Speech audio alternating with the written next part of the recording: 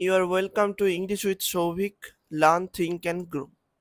দেখো, আমাদের যে আসন্ন পিএসসি মিসলেনিয়াস এবং পিএসসি ক্লার্কশিপ এবং ডব্লিউবিসিএস তিনটেতেই এই যে রাইটিং স্কিল থাকে ডেসক্রিপটিভ পেপারে, তার জন্য আমরা একটা সিরিজ শুরু করতে চলেছি। তো সেই সিরিজে থাকবে ট্রান্সলেশন, প্রেসি এবং রিপোর্ট। আজকে আমরা একটা প্রেসি রাইটিং কিভাবে লিখতে হয় সেটা শিখব এবং প্রেসি রাইটিংয়ের যে কি কনসেপ্ট সেগুলো জানবো এবং একটা প্র্যাকটিস করব, ঠিক আছে? তো আগে আমি জেনে নিই যে প্রেসি রাইটিং জিনিসটা কি। দেখো, প্রেসি রাইটিং হচ্ছে তোমাদের একটা প্যাসেজ দেওয়া হবে, সেই প্যাসেজের ওপর তোমাকে 1/3 ভাগ করতে হবে। কি বললাম? 1/3 অফ দ্য প্যাসেজ। এক সেকেন্ড, হ্যাঁ, 1/3 অফ দ্য প্যাসেজ। ধরো একটা প্যাসেজ দেওয়া থাকলো, সেইটাকে 1/3 করতে হবে, ঠিক আছে? এবার আমরা কিভাবে করব 1/3? 1/3 কিভাবে করতে হবে সেটার জন্য আমাদের আগে শিখতে হবে যে কিভাবে 1/3 করা হয়। দেখো, আমরা ছোটবেলায় সামারি রাইটিং শিখেছি, সেটা কি করে ছোট করে লিখতে হয়, সামারাইজ করতে হয় যে কোনো টেক্সটকে। ঠিক এটাও ঠিক সেরকমই, আরও ছোট করে একদম কি কনসেপ্টগুলোকে লিখতে হবে এখানে। তাহলে আমাদের প্রথমে কি করতে হবে? প্রথম কাজ হচ্ছে thorough reading of the passage, ঠিক আছে? প্রথম কাজ হচ্ছে আমাদের পুরো প্যাসেজটাকে গো থ্রু করতে হবে, পড়তে হবে। তারপর কি কি কনসেপ্টগুলোকে বার করতে হবে, কি কনসেপ্ট অর্থাৎ প্যাসেজের মধ্যে কি বলতে চাইছে সেইগুলোকে বার করতে হবে। মেনলি যে অংশগুলো মানে ধরো একটা প্যাসেজের মূল বক্তব্যটা, সেটা আমাদের তুলে ধরতে হবে, ঠিক আছে? এই হলো আমাদের প্রেসি। এবার আমরা যদি প্যাসেজটা পড়ি তবেই আমরা বুঝতে পারবো যে কিভাবে লিখতে হয়, ঠিক আছে? চলো আমরা প্যাসেজটা দেখি আজকে। দেখো, এখানে প্যাসেজটা দিয়ে দিয়েছে। Reading books is one of the most enriching habits a person can cultivate. দেখো, আমরা পড়ার সাথে সাথে মেন পয়েন্টসগুলো আমরা কিন্তু দাগ দেবো কিরমভাবে। দেখো, reading books is one of the most enriching habits a person can cultivate. বলছে বই পড়া হলো সবচেয়ে মূল্যবান একটা হ্যাবিট মানুষের, যেটা একটা মানুষ তৈরি করতে পারে, বানাতে পারে, কাল্টিভেট করতে পারে। It opens up the doors to new ideas, cultures and perspectives. এটা আমাদের কাছে নতুন আইডিয়াগুলো তুলে ধরে, কালচারের কথা তুলে ধরে এবং পার্সপেক্টিভ, চিন্তাধারা তুলে ধরে। A person who reads regularly develops better vocabulary, critical thinking skills and empathy.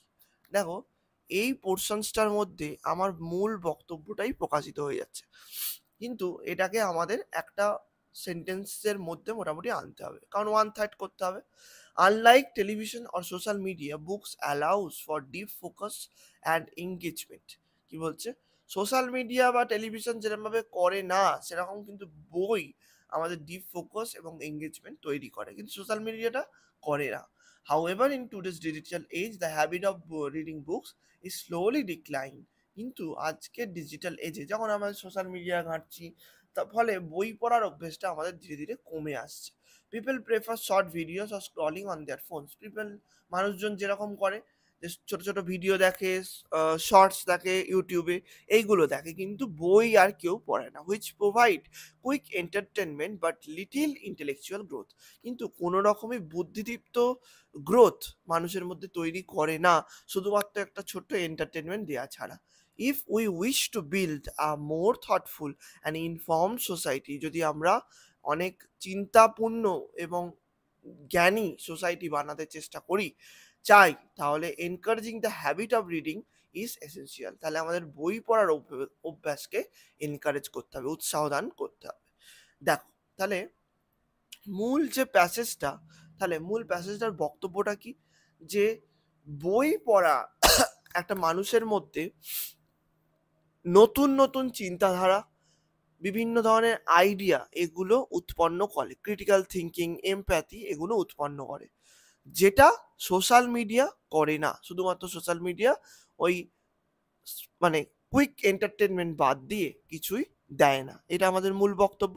এবং লাস্ট যে বক্তব্যটা হবে যে যদি আমাদের থটফুল সোসাইটি তৈরি করতে হয় তাহলে আমাদের বই পড়ার অভ্যাসটাকে বাড়াতে হবে। তাহলে কোনটা মেন বাক্য আমাদের দেখো, এই পোর্শনটা আমাদের মেন বাক্য, এটাকে একটা বাক্যে আনতে হবে রিডিং বুকসের সাথে। আচ্ছা, এখানে ডিজিটাল এজে যেটা হয় না, অর্থাৎ এই যে এই পোর্শনটা, এটাকে একটা বাক্যে আনতে হবে এবং লাস্টেরটা একটা বাক্যে আনতে হবে। তাহলে 3টে বাক্যে আমরা শেষ করে দিতে পারবো তোমাদের যেরকম বললাম। তাহলে আমরা চলো একটু লিখে দেখি কিরকম লেখা যায়। দেখো রাইটিং টাইমের লিখছি।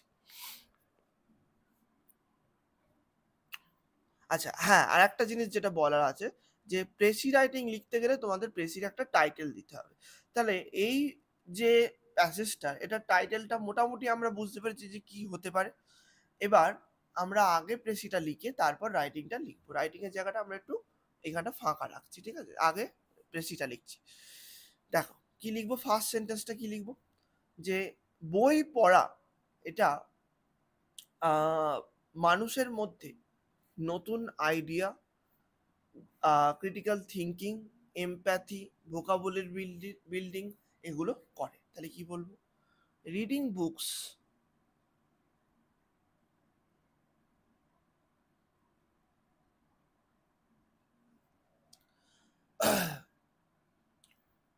ধরো একদম সিম্পল বাক্যে লিখি, এনহ্যান্সেস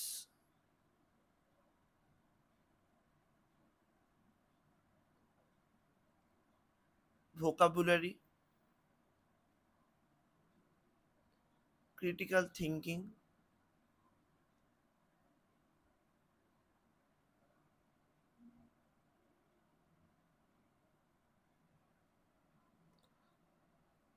আর কি ছিল, and empathy।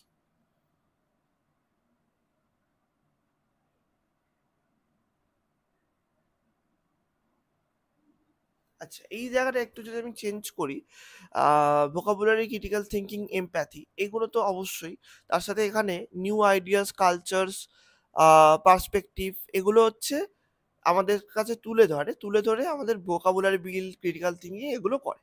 আচ্ছা এইটুকুই তাহলে লিখি, বাই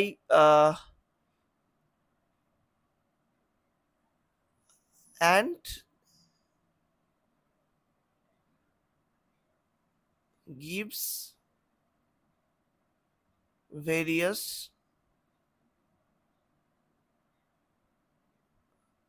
নলেজ। হয়ে গেল, এইটা আমাদের পুরো কমপ্লিট হয়ে গেল। এরপর এই সেন্টেন্সটার সাথে আমি জুড়ে দিতে পারি, আনলাইক যে আমাদের সেকেন্ড কনসেপ্টটা, যে unlike digital medium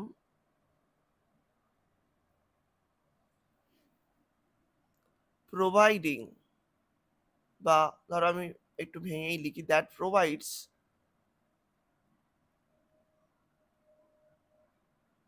nothing but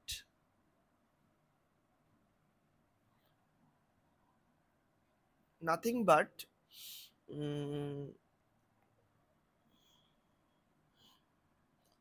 nothing but কি লিখবো, that provides nothing but quick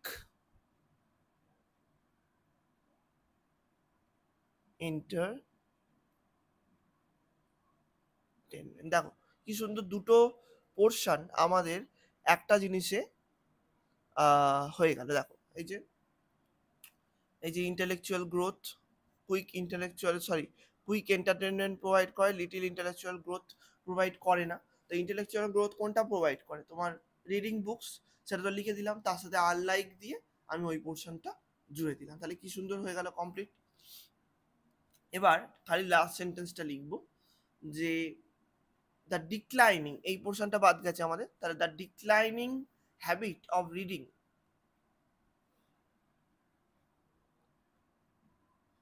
the declining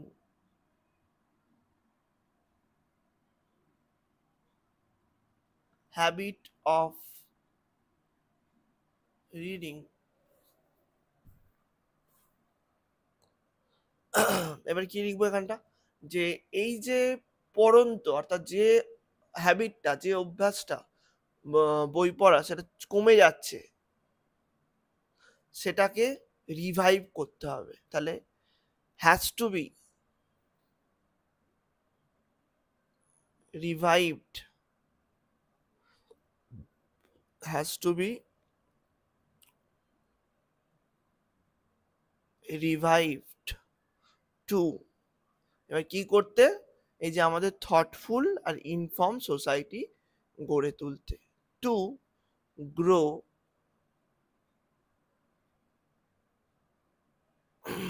grow না লিখে টু ক্রিয়েট লিখে দিই, to create a thoughtful and informed society. দেখো কি সুন্দর আমি প্রত্যেকটা পয়েন্টকে কভার করলাম। Reading books enhances vocabulary, critical thinking and empathy and gives various knowledge unlike digital medium that provides nothing but quick entertainment. তাহলে digital medium আমাদের শুধুমাত্র entertainment ছাড়া কিছু দেয় না, কিন্তু রিডিং বুকস এইগুলো দেয়। এবার কি লিখলাম, যে the declining habit of reading books has to be revive. তাহলে এই যে রিডিং বুকস অর্থাৎ বই পড়ার যে অভ্যাস, যেটা ডিক্লাইনিং, যেটা পড়ে যাচ্ছে, যেটা আর হচ্ছে না, সেটাকে রিভাইভ করতে হবে, সেটাকে আবার নিয়ে আসতে হবে, to create a thoughtful and inform society. আচ্ছা, তাহলে আমাদের পুরো প্যাসেজটা কিসের ব্যাপারে ছিল? বই পড়ার অভ্যাসের গুরুত্ব। তাহলে এইখানে আমি একটা টাইটেল দিয়ে দেবো, এইখানে তুমি টাইটেলটা ডাইরেক্ট ওপরেও লিখতে পারো আর নিচে টাইটেল দিয়ে টাইটেলটাও লিখতে পারো, ঠিক আছে? আমি নিচে দিয়েই লিখছি, দ্য ইম্পর্টেন্স